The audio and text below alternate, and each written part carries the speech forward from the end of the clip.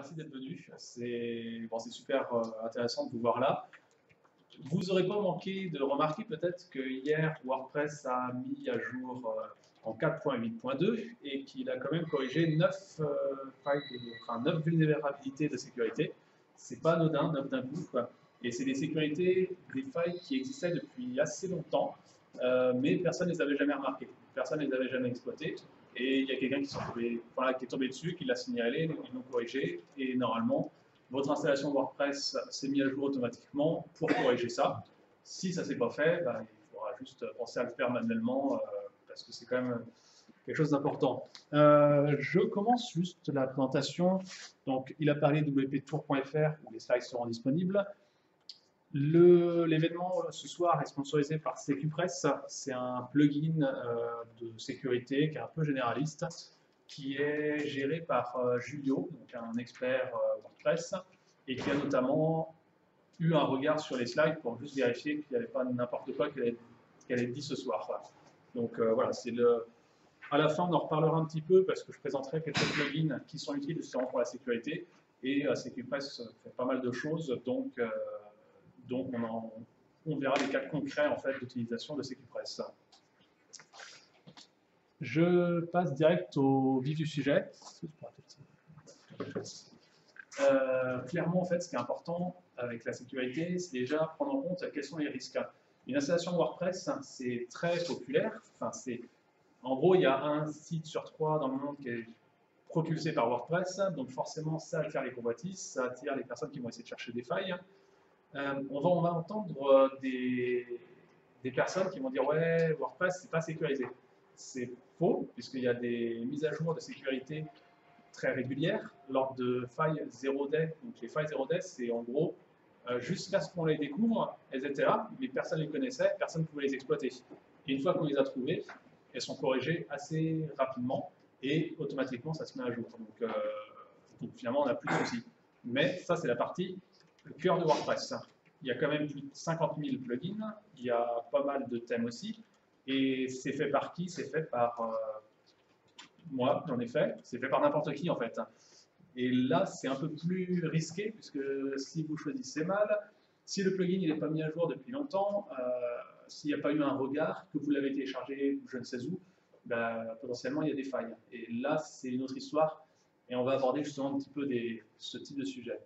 Donc au niveau des risques, le plus fréquent sur une installation, c'est quand même les bots, les robots, qui vont essayer par brute force, donc par essayer de tester votre mot de passe avec toutes les combinaisons possibles. C'est ultra fréquent, c'est super basique. Même un site à peine indexé, qui n'est pas trop connu, il peut subir des milliers d'attaques, de tentatives. Voilà, on essaye avec une date de naissance, avec toutes les dates de naissance possibles comme mot de passe, ou avec password 1, 2, 3, 4 en termes de mot de passe. Mais il y a d'autres profils d'attaque. Il y a les attaquants, voilà, on ne va pas s'étaler, mais il peut y avoir des débutants qui essayent de fouiller, qui savent que telle version de tel plugin peut avoir des failles et qui va s'amuser juste pour le fun à tester un petit script. Il y a d'autres, ou alors on va vous en vouloir en fait. Peut-être que vous êtes dans un marché concurrentiel, que vous avez des ennemis, ou peu importe, ou alors on va peut-être se dire votre site est quand même assez important, si j'arrive à choper une base de données client et qu'ensuite je demande une rançon pour ne pas la dévoiler, il peut y avoir plusieurs types d'attaques, et dans le meilleur des cas, c'est juste des spécialistes qui cherchent les attaques, qui cherchent des failles, et qui sont juste bienveillants, qui vont vous envoyer un email en disant j'ai vu cette faille, j'en ai affaire à personne, mais bon, elle existe. Voilà. Bref, quel que soit le type d'attaque, le type de menace, il n'y a pas besoin d'être développeur pour commencer à avoir des bonnes pratiques. Un simple utilisateur peut respecter les bonnes pratiques. Dans les plus basiques, c'est lors de l'installation. On vous demande quelques petits paramètres, et notamment, par défaut, l'identifiant qui est proposé, c'est l'identifiant admin. Et il ne faut pas laisser admin par défaut un identifiant, c'est à bannir. C'est juste si vous avez ça, vous rentrez chez vous ce soir, puis vous le changez tout de suite. Au niveau du mot de passe, c'est pareil. Évitez un mot de passe, une date de naissance ou des choses trop simples, trop faciles. Il faut des mots de passe qui sont longs, globalement, donc on en parlera après dans un petit sujet. Et pour ce qui est de la base de données, euh, par défaut, on va proposer WP underscore comme préfixe de tous les champs de base de données. Il y a 11 tables à peu près sur WordPress. La table WP user, qui va contenir les utilisateurs, WP post, les articles. Si vous laissez le nom par défaut et qu'il y a une faille d'injection SQL, potentiellement, n'importe qui, enfin, potentiellement, il peut y avoir une requête de fait qui va dire bah, supprimez-moi tous les utilisateurs ou alors rajoutez un article.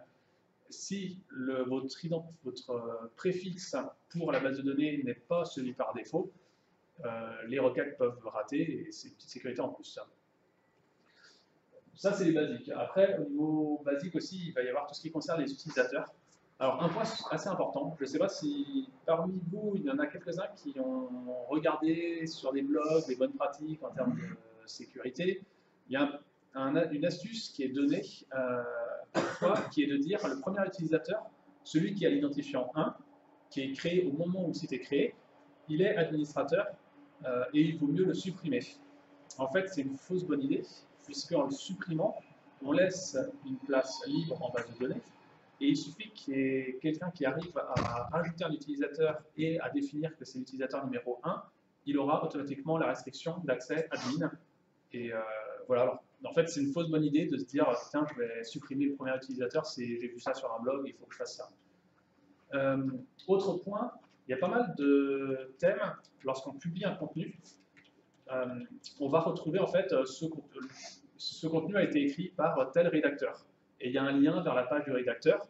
On peut retrouver son identifiant relativement facilement.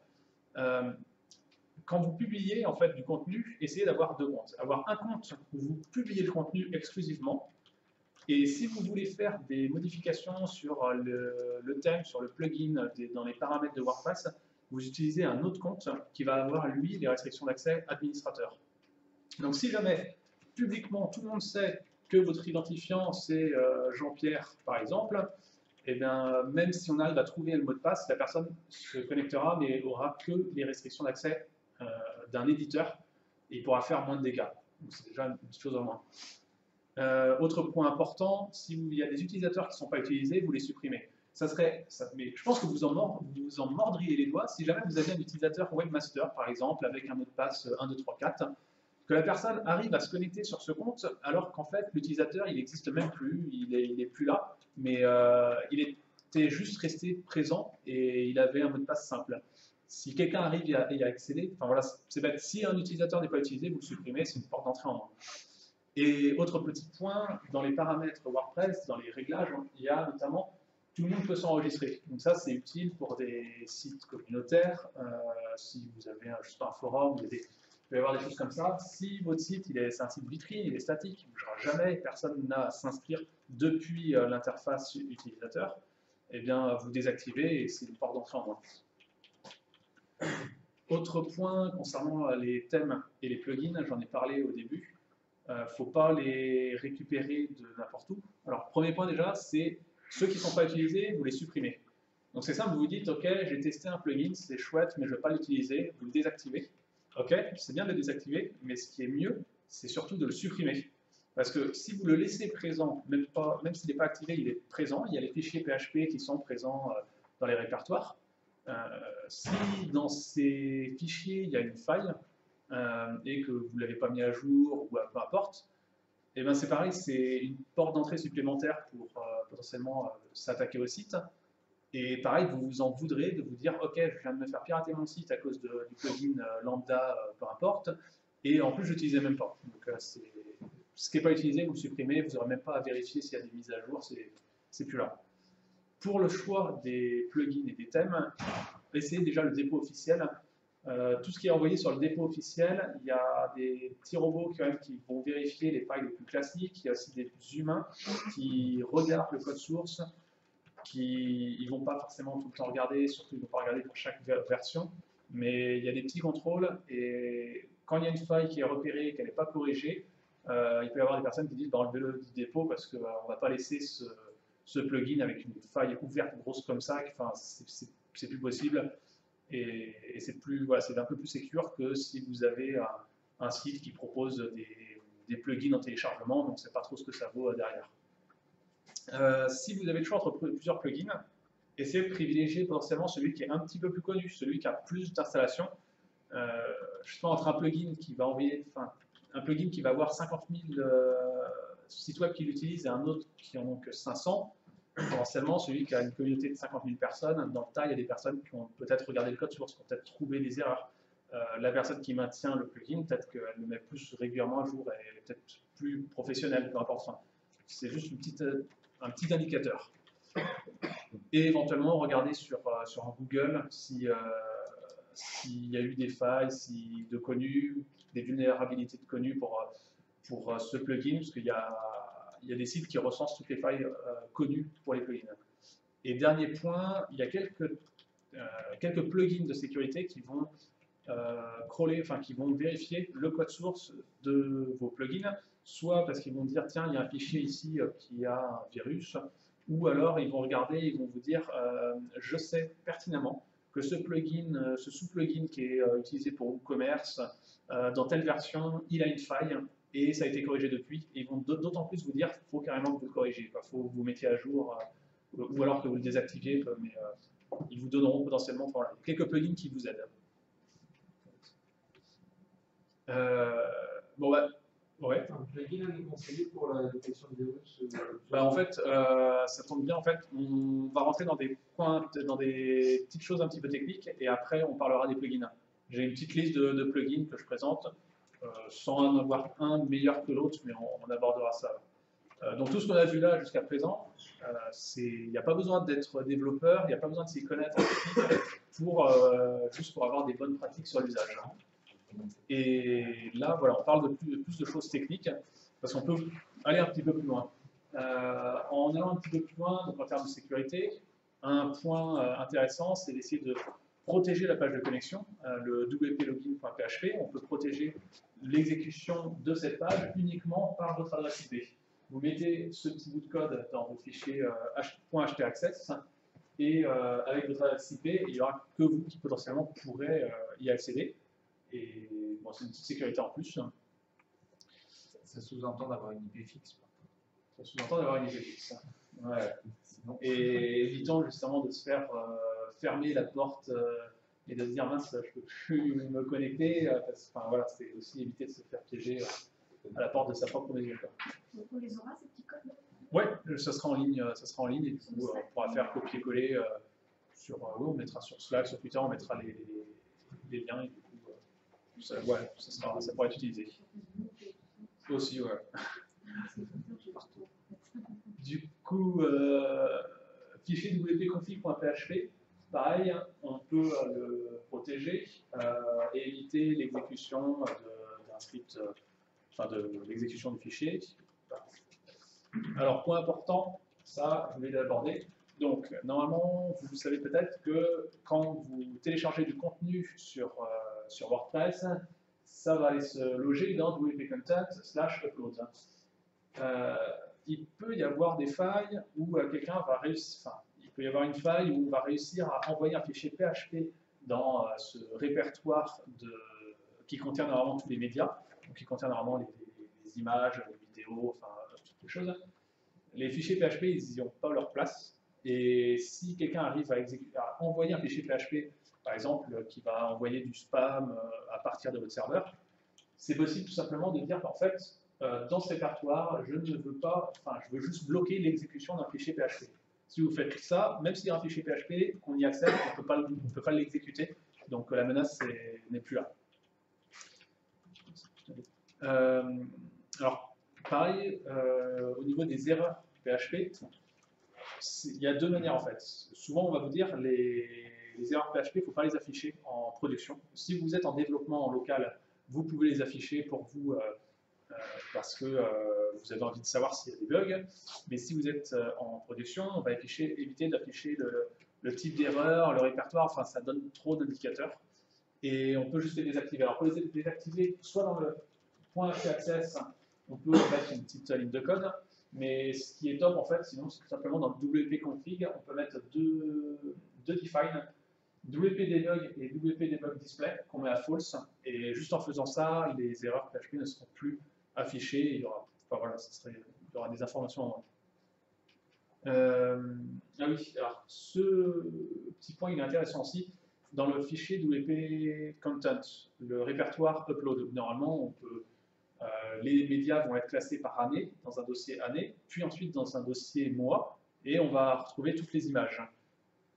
Vous allez sur un site potentiellement et vous tapez donc monsite.com/wp-content/upload 2017-09 par exemple, et potentiellement vous allez voir le contenu de ce dossier et toutes les images qu'il peut y avoir dessus. Ce qui est pas mal en fait, c'est de mettre ce petit bout de code dans le point htaccess, et ça masque, ça empêche en fait d'avoir accès et de voir tous les médias qui sont disponibles justement dans le fichier WP Upload. Donc à la racine de ce dossier-là.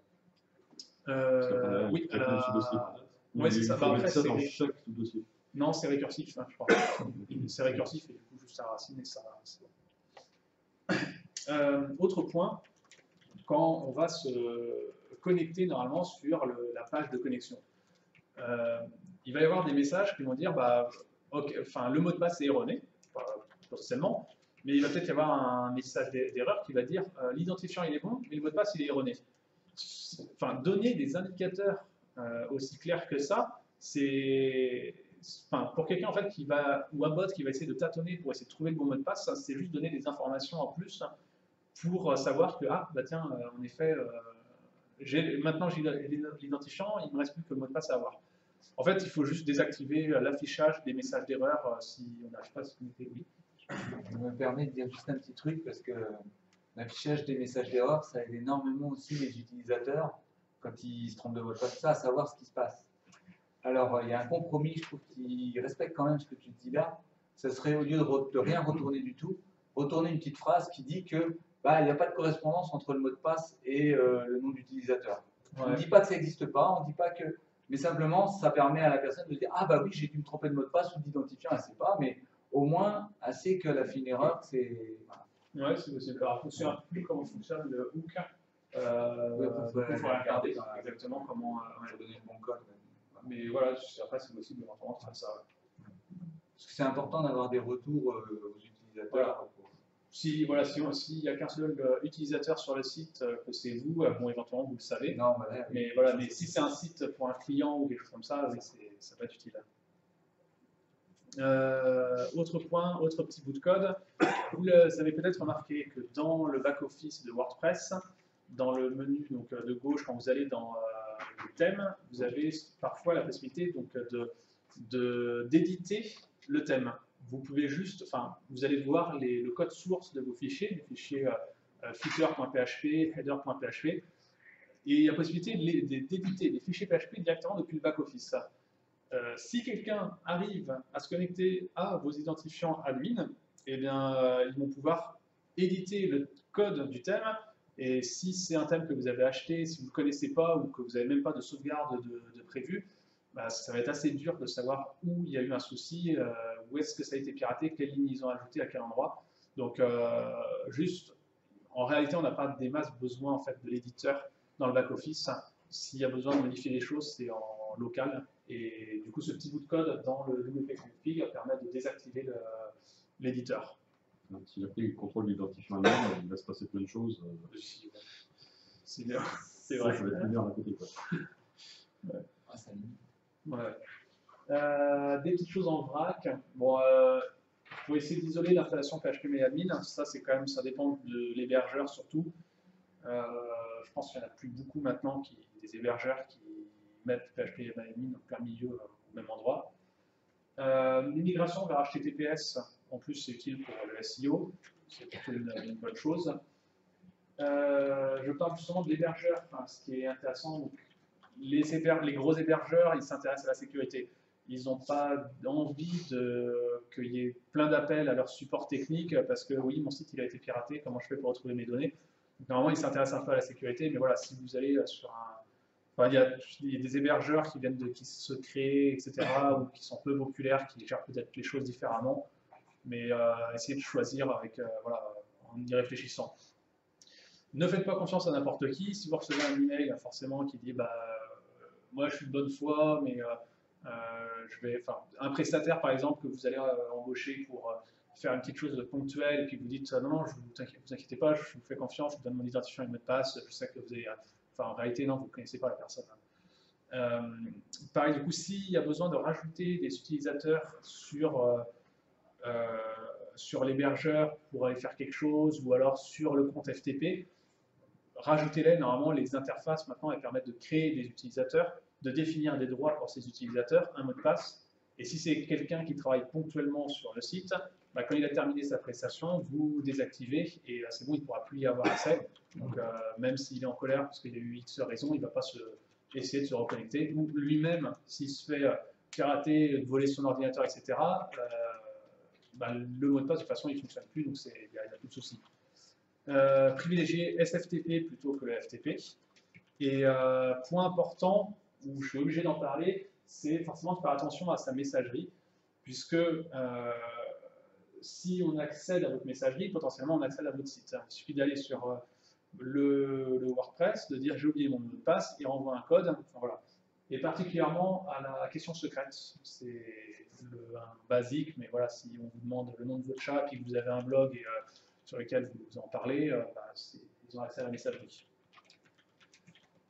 Petits points qui sont un petit peu à débat, en fait, ça dépend, il y a des points de vue différents en termes de sécurité. Il y a un point qui est, par exemple, de masquer le numéro de version de WordPress. Dans le fichier, par exemple, readme.html, qui est présent à la racine de toute installation WordPress par défaut, on va avoir le numéro de version de WordPress. Donc si la personne sait que vous êtes en 4.8.1 et sait que vous n'avez pas mis à jour avec la 4.8.2, et potentiellement elle dit bon c'est bon, je vais pouvoir profiter de telle et telle vulnérabilité. Donc souvent c'est demandé par exemple de supprimer le readme.html et dans le header.php du thème, de masquer en fait la génération d'un méta, d'une balise méta qui indique le numéro de version. Alors c'est pratique pour en effet cacher, mais dans tous les cas, c'est possible de savoir quelle version vous avez. Alors déjà les bots, ils s'en fichent d'aller regarder le readme.html, ils vont perdre une requête en allant le faire, et en plus ils vont perdre du temps à lire le fichier readme.html. Les bots, ils vont tout simplement bombarder, quelle que soit votre version, ils disent non mais je bombarde, au pire ça fait une 404, et, je tente la faille. Un humain, s'il veut vraiment vous attaquer, il va peut-être savoir que dans la 4.8.0, il y a eu telle icône qui a été rajoutée. C'est simple, il essaye d'ouvrir l'URL de l'icône. Si c'est un 404, ça veut dire que c'était avant cette version. Si elle existe, ça veut dire que c'est après cette version. Et il peut tâtonner comme ça et retrouver votre version.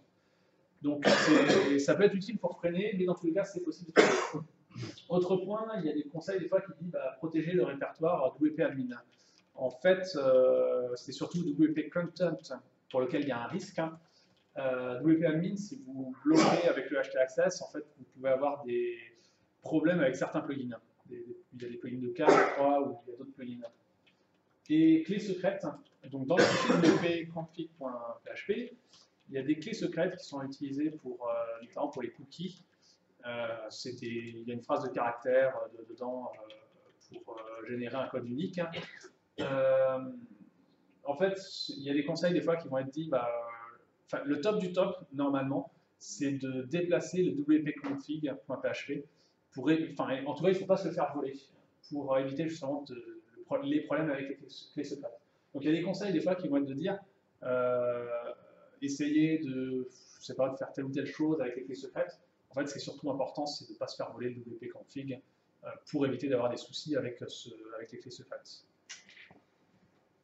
Et alors là, on va rentrer vraiment dans un point important en termes de développement. Donc, si vous avez pour objectif de développer des thèmes, des plugins, alors je ne vais pas aborder le fait de bien faire des requêtes SQL, parce que normalement, quand vous allez essayer d'apprendre comment faire des requêtes SQL avec WordPress, vous allez ouvrir la documentation officielle et elle explique très facilement comment bien faire pour faire les requêtes. Bon, ce n'est pas des soucis courants. Par contre, il y a un souci qui est assez régulier, c'est lorsqu'il y a de l'Ajax ou lorsqu'il y a des formulaires, d'oublier de mettre un token ou un nonce. En gros, je prends un exemple. On accède à votre site, donc example.com, wp-admin, ensuite on met le post.php. Donc on va dire, tiens, l'article, le contenu numéro 123, je fais l'action mettre à la poubelle. Ça, cette URL, si on la prend telle qu'elle et que on l'ouvre et que vous êtes connecté, eh bien il va aller potentiellement votre article, paf, il est mis à la poubelle. Et du coup, pour éviter d'avoir ce genre de souci, on va rajouter un code. Si l'URL est ouverte depuis votre site web, dans un usage normal, il y a le bon code, donc ça s'exécute. Si quelqu'un d'autre essaye de vous envoyer, mais il n'a pas le bon code associé, eh bien, il ne va pas pouvoir exécuter et il ne va pas pouvoir mettre à la poubelle votre bout de code, enfin votre article. Il y a un article en fait qui est super bien expliqué et si vous voulez justement faire des formulaires ou de l'Ajax, qui l'explique très facilement et qui explique tout ce qu'il faut faire dans chaque cas. C'est un article du Codex, donc WordPress Nonce, et qui explique justement toutes les fonctions qui sont utiles. Il y a des fonctions pour générer justement ce fameux code, et ensuite pour aller vérifier s'il est bon, et pour vérifier si justement c'est de l'Ajax, pareil. C'est une bonne pratique à essayer d'avoir, parce qu'en théorie, si vous avez de l'Ajax mais vous n'avez pas de token, bah, c'est une faille. C'est une faille que n'importe qui peut aller exécuter votre Ajax en fait, et c'est une faille. Donc, plugins, chose intéressante, voilà, on rentre dans le vif du sujet. Les plugins les plus intéressants, c'est pour la page de connexion. Alors, les robots qui vont essayer de se connecter avec votre identifiant et votre mot de passe, c'est super courant. C'est des milliers de fois. Donc, sur un de mes sites, un jour, il y a eu 40 000, enfin, un vieux site que j'avais laissé justement sans protection, il y avait 40 000 tentatives de connexion qui ont été faites.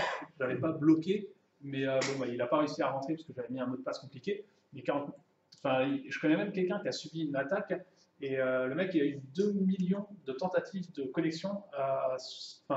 Il y a eu 2 millions de tentatives pour essayer de trouver le bon mot de passe dans une journée. Donc le serveur a fini par planter. Mais c'était un cas assez extrême. Ce qui est pratique en fait en déplaçant la page de connexion, donc, au lieu d'aller à /wp-admin pour essayer de se connecter, vous allez modifier. Au lieu de mettre /wp-admin, vous pouvez mettre ce que vous voulez. Vous le déplacez avec à l'endroit où avec le mot qui vous convient. Ma page de connexion, par exemple, et tout ce qui est les robots qui vont essayer de se connecter, ils vont pas le trouver en fait. Ça va être plus compliqué. Dans ces trois-là, c'est lequel Alors, le mieux en fait? Ces deux-là, ils font que ça. CQPress, en fait, il fait d'autres choses, mais j'ai pas de préférence. Mais en tout cas, oui, ceux-là, ils sont prévus juste pour ça, et du coup, ils font bien leur job. Alors, toujours sur le même sujet, justement, c'est les attaques par brute force. Autre point, en fait, on peut déplacer la page de connexion, mais ce qui est peut-être plus simple, c'est de dire s'il y a plus de 10 erreurs de connexion, on va peut-être bloquer l'adresse IP. Ou alors on va bloquer l'accès à ce compte pendant 1 heure. Donc il y a plusieurs choix de plugins. Pareil, je n'ai pas de préférence particulière. En plus, je ne les connais pas tous, mais ce qui est intelligent, c'est éviter de se faire bloquer. Si vous êtes dans cette situation et que vous vous êtes trompé juste 5 fois ou 10 fois, et que ça vous dit, bah ok, retentez votre chance dans 1 heure. Donc c'est un petit peu embêtant d'avoir attendu 1 heure devant chez soi parce qu'on s'est planté. Donc essayez de regarder juste ce qui se passe si ça bloque. Et voilà, j'ai pas de préférence. Jetpack, c'est quand même assez pratique, c'est le plugin donc, de automatique qui englobe plein d'autres choses, qui est gratuit, et il a englobé en fait un plugin qui est assez connu pour protéger contre les attaques par brute force. Donc il est plutôt pas mal. Jetpack est assez connu quoi. Et on retrouve CQPress qui sponsorise l'événement. Donc il y a des plugins un petit peu, alors je dis tout en un, qui englobent quand même pas mal de points, qui vont aller vérifier pas mal de choses. Je crois que c'est WordFund Security qui va scanner les fichiers, voir s'il trouve des fichiers qui ne correspondent pas. Mais je ne me souviens plus exactement. Si, c'est ça. Et Oui, voilà. Mais en fait, il y a des choses que certains font, d'autres ne font pas. Ils sont complémentaires. Après, ça ne sert à rien de tous les utiliser. Ah oui, alors chose intéressante, la double authentification. Qu'est-ce que c'est? Imaginons, vous connectez en fait avec votre identifiant et mot de passe, et potentiellement, on va peut-être vous dire, bah, ok, vous êtes identifié avec identifiant et mot de passe, mais identifiez-vous aussi avec votre compte Google auquel vous êtes peut-être connecté. Ou alors peut-être, je vous envoie un SMS avec un code, si vous répondez bon, vous pouvez vous connecter. Donc même si quelqu'un a vu le post-it qu'il y avait sur votre bureau avec identifiant et mot de passe, s'il n'a pas la double authentification, il ne pourra pas se connecter. Et ça, c'est ce qui est utilisé par les banques aussi maintenant pour être sûr que ce soit bien vous qui vous êtes connecté. Et voilà, et du coup, il y a plusieurs possibilités en double authentification. Ça dépend, voilà, là j'en ai cité 3, et je crois qu'il y en a même encore plus. Hein. Si vous allez dans le répertoire de WordPress et que vous regardez que vous recherchez double authentification, vous verrez qu'il y a d'autres plugins sur ce thème-là. Et dernier point en plugin, alors, il y a une API sur WordPress depuis je ne sais plus quelle version, qui, lorsqu'on y accède, on arrive à avoir un code qui va lister tous les utilisateurs du site, leurs droits et leurs identifiants. Par défaut, c'est pour faciliter les interactions avec d'autres outils qui pourraient se connecter à votre site.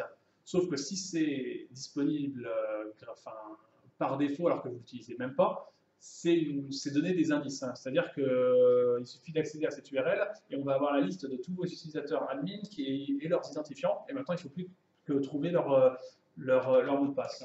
Donc ce petit plugin, il permet juste de désactiver l'API si vous ne l'utilisez pas et du coup d'éviter d'avoir cette liste de tous les utilisateurs et de leur mot de passe. C'est pas désactivé par défaut. Non, c'est activé par défaut. Ouais, c'est activé par défaut. Ça, c'est une faille de sécurité. C'est pas 4 minutes, mais bon. Backup, on va avoir un petit atelier après où justement on va montrer comment y accéder. C'est quand même assez intéressant d'avoir une sauvegarde de la base de données et des pièces jointes liées, ou du thème, voir ce que vous voulez conserver, mais savoir que ça existe, c'est... Enfin voilà, essayez d'avoir une sauvegarde au cas où sur votre ordinateur ou alors en ligne, c'est utile. Et voilà, on aurait pu encore débattre pendant assez longtemps, il y a d'autres sujets, etc. Mais en gros, c'était les points principaux que je voulais aborder. Comment on s'organise par la suite? Moi, je m'attendais à ce que tu abordes un sujet qui aurait pu introduire le mien, qui était, je n'ai pas suivi quelque chose, peut-être c'était au début, avant que j'arrive, sur le fait de mettre à jour régulièrement, tu avais peut-être dit tout au début. Ouais. De mettre à jour. Et je crois qu'il y avait un slide qui... En fait, ce qui est intéressant, alors je crois qu'on a dû zapper un slide, ou alors j'ai dû zapper un moment. Ce qui est intéressant, c'est de mettre à jour le cœur de WordPress régulièrement. Je crois que c'est pendant les plugins qu'il y avait un truc sur le sujet. Ce qui est intéressant, normalement, les plugins, il faut les mettre à jour. Stop. Non, peut-être après. Mise à jour. Ah voilà. On l'a zappé, ouais.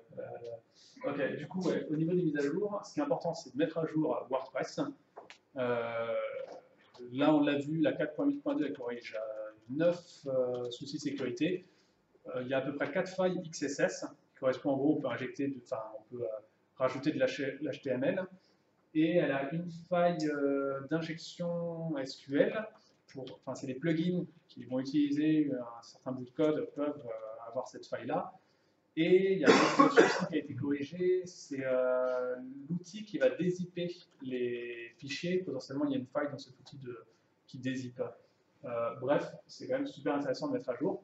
Pour les plugins et les thèmes, c'est à peu près la même chose, avec un petit bémol en quelque sorte. La vraie bonne pratique, c'est lorsqu'il y a une mise à jour, c'est pas forcément se jeter dessus. Normalement, vous allez regarder qu'est-ce qui a été mis à jour. Il y a la liste en fait qui vous dit dans cette mise à jour, on a mis à jour 2 phrases en turc qui avaient des fautes d'orthographe. Bon bah ça, c'est bon, il n'y a pas besoin de se jeter dessus et vous dire il faut absolument que je mette à jour. Par contre, s'ils vous disent dans cette mise à jour, on a corrigé un souci de sécurité. Là, en théorie, oui, foncez et mettez à jour le plugin ou le thème.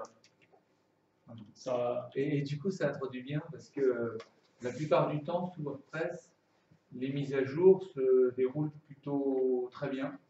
Et il y a beaucoup de personnes qui n'ont jamais eu aucun problème en mettant à jour leur site. Donc ils mettent à jour sans même réfléchir, ils cliquent sur le bouton et ça se passe bien de toute façon. Donc on y va. Sauf que parfois, de temps en temps, il peut y avoir un souci. Soit un problème au moment du téléchargement, ou il y a un petit bout de code qui s'est mal téléchargé ou autre. Voilà. Puis s'il plante au moment de la mise à jour, et ben du coup, votre site il peut être en carafe, et là vous n'avez pas de moyens, si vous n'êtes pas développeur, vous ne connaissez pas le fonctionnement de WordPress, techniquement, etc. Vous êtes bien embêté parce que du coup, pour remettre en route, à part réinstaller quelque chose, mais il faut tout faire, ça peut devenir très dramatique. Donc la solution que je vous proposerai de vous montrer tout à l'heure, c'est de faire une sauvegarde systématique, donc manuelle, volontaire, juste avant de faire la mise à jour. Que ce soit la mise à jour du cœur de WordPress qui en général se passe très bien, ou la mise à jour de plugins qui peut avoir plus de soucis suivant les plugins. Voilà. Je ne sais pas après si Pascal t'introduit ton sujet ou je fais tout de suite. Moi, en fait, je voulais intervenir sur. On nous parle de mots de passe longs, mots de passe compliqués. Compliqués pour les autres, mais pas compliqués pour soi. Et je voulais qu'on voie un petit peu ensemble c'est quoi un mot de passe, comment est-ce qu'on le génère, comment est-ce que nous on peut s'en rappeler. Ce mot de passe-là sera compliqué pour les autres, mais pas pour nous. Voilà, c'est quelque chose qui tourne autour du mot de passe. Et également la partie juste pré-installation WordPress. C'est-à-dire qu'on va pas installer WordPress dans une base de données comme ça. Il va falloir créer un utilisateur un petit peu dans MySQL au niveau PHP Miami, donc je vais vous montrer ça également. bah, allez-y, enfin, je sais pas. Il y avait peut-être des questions par Ouais, rapport à peut-être. l'intervention de Par Tony. rapport aux mises à jour des thèmes, en fait, des fois, quand on va bidouiller dans le code, on rajouter des petits trucs et tout ça, quand on met à jour le thème, bah, on revient à zéro, quoi, en fait. Donc, c'est pour ça qu'il faut faire une sauvegarde de ce qu'on a fait dans le thème, parce que c'est un petit peu embêtant, quoi.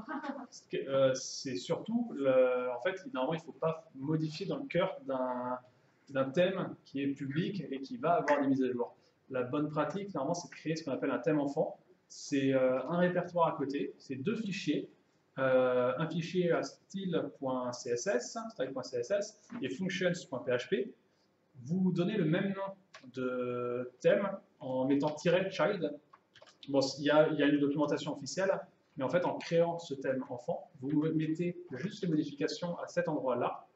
Vous définissez que votre thème, c'est plus le thème lambda, c'est le thème lambda child, par exemple. Et du coup, ça surcharge. Et si après il se met à jour, il n'y a pas de souci, ça ne va pas écraser. Il peut se mettre à jour, vivre sa vie de son côté, et il y aura toujours la bonne version des fichiers. En fait, le child, en fait, elle hérite de. Quand on met une mise à jour, ça met Ouais. ça met à jour de petits peu. Oui, C'est ça. Le corps du thème. Et puis ta partie vient derrière se greffer sur ce que tu as mis à jour. D'accord, Donc ça ne va pas écraser ce que tu as fait et tu bénéficies de l'autre. d'accord. Alors après, il peut arriver que les modifications qu'on a faites soient plus tout à fait compatibles avec la mise à jour qui a été faite du thème. Ça peut arriver. Voilà. Donc c'est pas la solution idéale, ou parfaite plutôt, mais c'est mieux que de ne pas pouvoir mettre à jour du tout, parce que du coup, on ne peut plus mettre à jour quand il y a des failles de sécurité qui ont été corrigées. Donc ça, c'est important de faire des thèmes enfants. Il y a toute la doc en tapant thème enfant dans le codex WordPress. Vous allez tomber sur la page qui explique tout, mais alors vraiment très simplement et pas à pas. Donc, j'invite à y aller. Et je dirais même plus, dans Google, il y a pas mal de tutoriaux sur le sujet. On tape dans Google thème enfant WordPress et vous allez avoir une page entière de résultats qui traite le sujet. Justement, parce qu'on parle de thème, j'ai eu pas mal de cas de sites piratés dernièrement.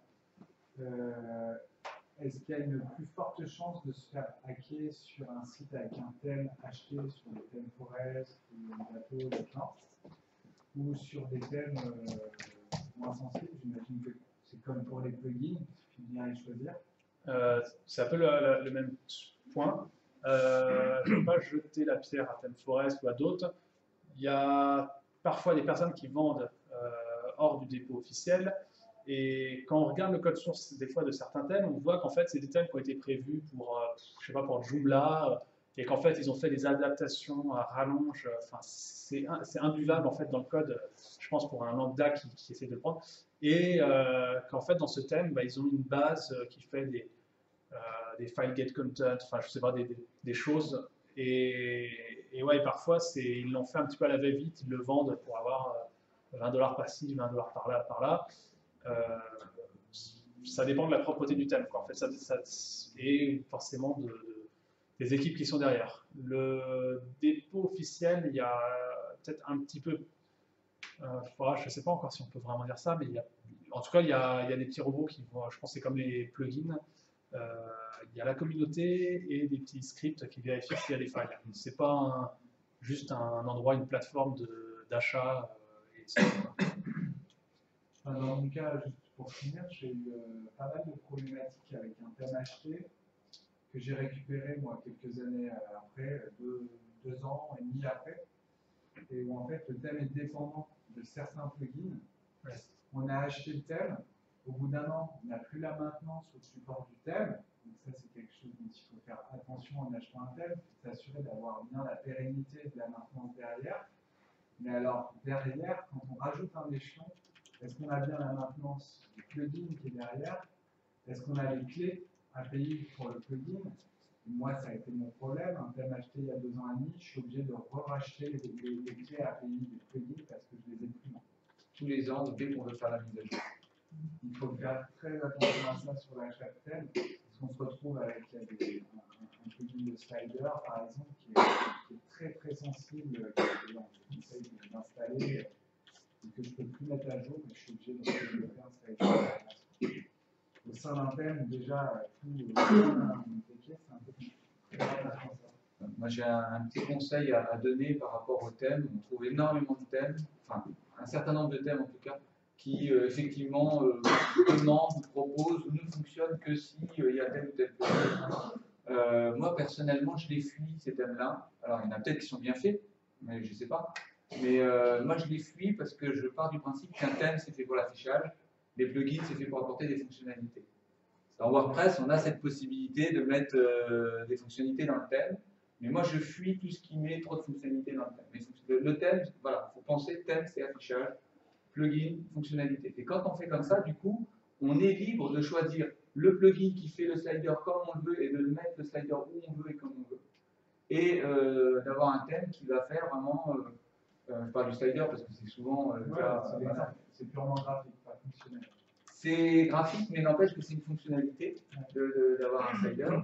Et c'est pas juste la présentation avec les couleurs, la disposition des articles, du titre, la grosseur des caractères. Ça, c'est de la présentation, c'est dans le thème. Par contre, la fonctionnalité, le fait qu'il y ait un slider, le fait qu'il y ait un agenda, le fait qu'il y ait... ça, c'est des fonctionnalités. Il vaut mieux, moi, c'est ce que je préconise à mes clients ou à toute personne avec qui je travaille, c'est vraiment d'avoir des plugins pour pouvoir faire des fonctionnalités. Comme ça, on prend le temps de choisir le plugin et puis on prend un plugin qui, tel que ça a été exposé tout à l'heure. Oui. Vas-y. Je voudrais revenir sur les bouts de code que tu as indiqué tout à l'heure. Moi, je suis un peu en délicatesse avec le point HT Access.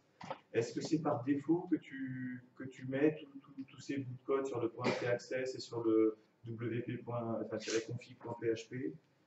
C'est par défaut dans le sens où dès lors où tu fais un site internet, tu le protèges avec tous ces petits bouts de code, ou alors tu utilises CQPress ou qui sont à même de le faire. Il y a plusieurs cas. Enfin, disons que déjà, s'il n'y a pas ces bouts de code-là, c'est pas. Enfin, je veux dire, les attaques, par exemple, les bots, ils ne peuvent pas souvent forcément tout utiliser. Enfin, WordPress de base, si on ne les met pas, j'ai pas envie que les gens se disent ouais, en fait, il faut forcément mettre des HT Access pour que mon site il soit 100% sécurisé. C'est juste que la défense d'un château dépend de la moindre faille. Enfin, la moindre faille fait que, si ça se trouve, on peut attaquer ce château. Il y a des plugins qui le font, comme ça c'est super simple. Et surtout que le HT Access, il y a des plugins qui y touchent, des plugins de mise en cache, enfin, c'est vrai qu'il peut facilement y avoir plusieurs plugins qui vont y rajouter des petites lignes de code. Et du coup, ouais, il y a deux écoles de pensée.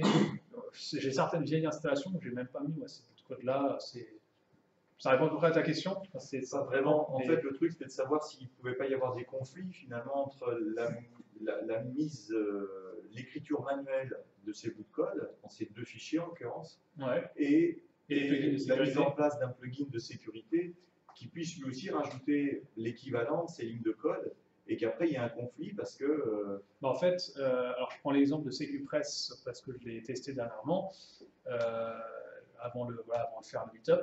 SecuPress, en fait, il fait un scan et justement, il va regarder si il y a ça ou ça qui a été rajouté dans HT Access. Il va regarder les droits d'écriture et de lecture de certains répertoires. Il scanne et si ça a été rajouté manuellement, il dit bah c'est bon, ça a été rajouté manuellement, c'est bon, moi j'ai rien à faire. Si ça n'a pas été mis, il fait bah je vous le fais, si vous voulez. Il peut le faire lui-même. WordFence et SecuPress sont assez intelligents entre guillemets pour voir ce que tu as déjà fait et te dire ok ça c'est fait, mais par contre il y a aussi ça qui n'est pas fait et qu'il faudra faire. Ouais. J'ai vu que celui-ci, il y avait une version gratuite effectivement, puis après c'est un abonnement. C'est un freemium. Ouais. Ouais. Et les autres leçons, j'ai pas eu. WordFence aussi, c'est pareil, c'est un freemium, il y a beaucoup de choses par défaut et il y a des options en plus. Très bien, merci. Et du coup, tu voulais Du coup, c'est la question ouverte. Tu dis qu'il y a des hébergeurs qui sont plus adaptés à la sécurité que d'autres. Donc, non, alors, des noms, non, mais on peut citer, je peux citer quelques grands noms. Enfin, je veux dire, on va pas troller, mais déjà OVH, One on One, O2 Switch, il y en a quelques-uns comme ça on les retrouve à des événements WordPress. Ce que je veux juste dire, c'est que ça m'est arrivé à des moments de me faire démarcher par un petit hébergeur. Le type, en fait, il était seul, ou ils sont peut-être deux, et il débutait un petit peu, ou enfin voilà, et des petites choses, ou alors une petite agence qui va, je sais pas, ça va être une agence qui fait des sites, mais qui dit on a notre serveur qui est dans nos locaux, et enfin c'est un peu bricolé. C'est bien des fois de prendre vraiment, on dit eux ils ont pignon sur rue, ils font que ça, ils sont bons, et ils ont des milliers d'utilisateurs. Voilà. Et il y a aussi des hébergeurs, enfin il y en a un français qui est spécialisé dans WordPress, il y a WP Server en l'occurrence. C'est un budget un peu plus cher qu'un hébergement normal. Par contre, c'est vraiment que du WordPress, il y a du backup pour WordPress, il package un hébergement spécifiquement pour WordPress, et qui est peut-être un petit peu plus sécurisé qu'un serveur mutualisé chez OVH ou de Switch où il faudra faire les choses soi-même.